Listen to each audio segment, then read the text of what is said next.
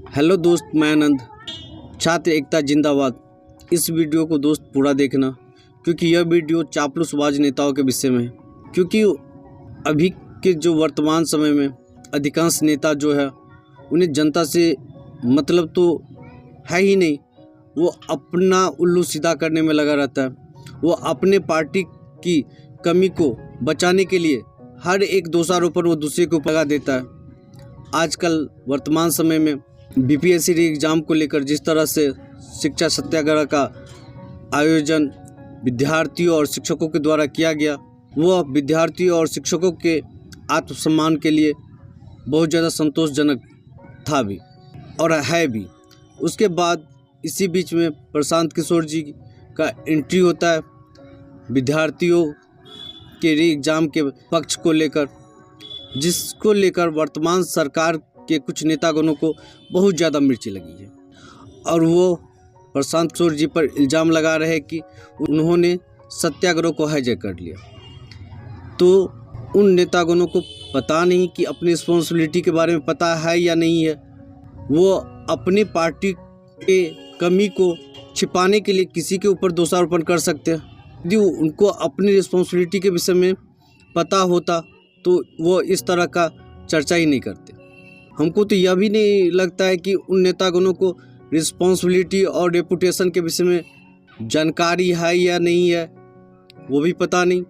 चलो आज हम उन नेतागणों को रिस्पॉन्सिबिलिटी और रेपुटेशन के विषय में बतलाते हैं। मान लीजिए किसी की माँ यदि अपने बच्चों को बोले कि जाओ बेटा तुम चोरी कर लो, तो क्या वह लड़का को चोरी करना चाहिए?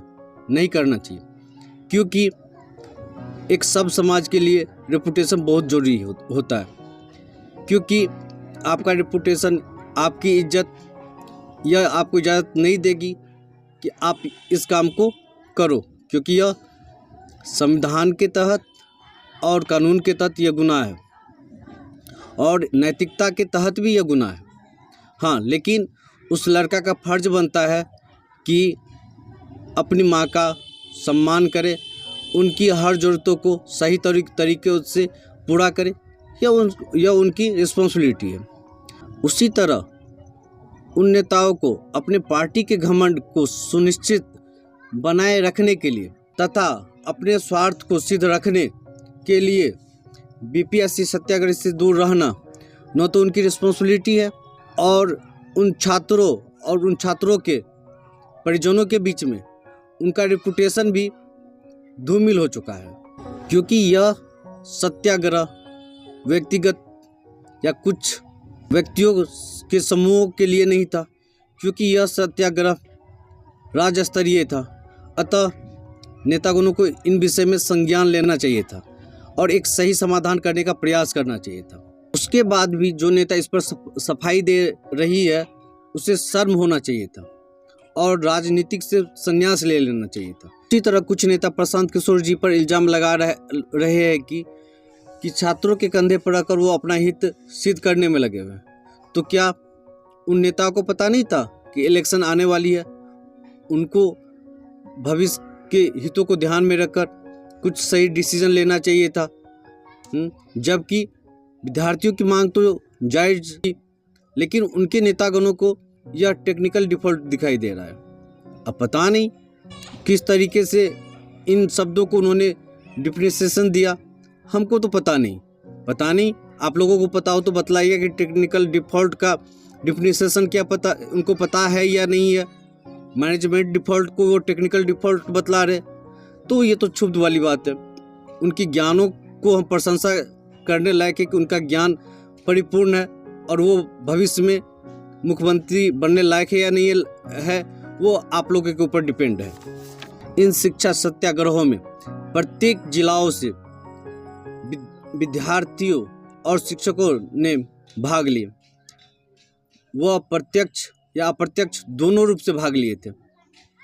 तो जितने भी नेतागण हैं, चाहे वो पक्ष में हो या विपक्ष में हो, उनको इन बातों को संज्ञान लेना चाहिए था, क्योंकि उनका दायित्व था।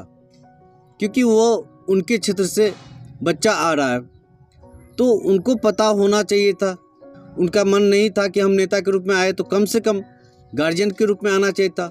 उन विद्यार्थियों से पूछना चाहिए था कि आपका जो मांग है वो जायज़ या नाजायज़ है, उनसे आपको डिस्कस करना चाहिए था।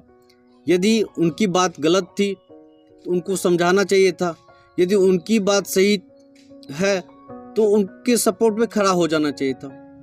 लेकिन दुर्भाग्य, आजकल का नेता अपने स्वार्थ में लीन, अपने बच्चों के भविष्य में लीन, अपने सगे संबंधियों के विषय में मग्न है, लेकिन उनको दूसरे बच्चों के विषय में और दूसरे के बच्चों के गार्जियन के विषय में थोड़ा भी जिज्ञासा नहीं है। उसके बाद भी उन नेताओं द्वारा उन विद्यार्थियों और उनके गार्जियनों से वोट मांगने की याचना करना निर्लज्जता, बेशरम, बेतमीजी, बेवकूफ़ी और चापलूसबाजी से कुछ भी कम नहीं है। यह उनकी निशानी है। कुछ नेता 69th बीपीएससी टॉपर उज्जवल कुमार और 68th बीपीएससी टॉपर प्रियांगी मेहता का बात कर रहे हैं। वो अच्छी बात है, वो अपने टैलेंट से, अपनी काबिलियत से उस मुकाम को प्राप्त किया। इसका मतलब यह नहीं है कि सरकार एकदम दागदार नहीं है, क्योंकि उन सरकार को पता नहीं कि उन कितने बार बीपीएससी री एग्ज़ाम करवाया गया। वर्तमान समय आपको न्यूज़पेपर में देखने को मिलता है कि फर्जी शिक्षक पकड़ाया गया है, तो उनको इन बातों को समझ होनी चाहिए।